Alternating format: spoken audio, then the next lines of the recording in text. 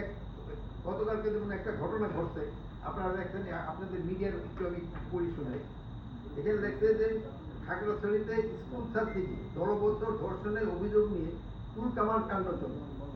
এই ঘটনার দায় কোনো তদন্ত ছাড়াই বাঙালিদের উপর চাপানো হচ্ছে। আন্দোলনের নামে 3 দিন ধরে চলছে তাণ্ডব।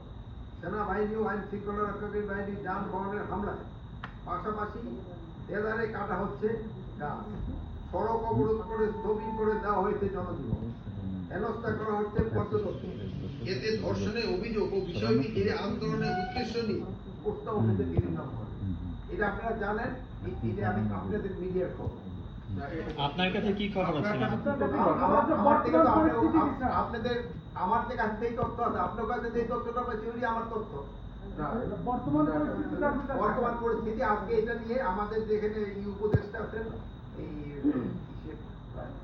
পার্বত্য চট্টগ্রাম বিষয়ক উপদেষ্টা, উনি 10টার সময় সবাই নিয়ে বসছেন।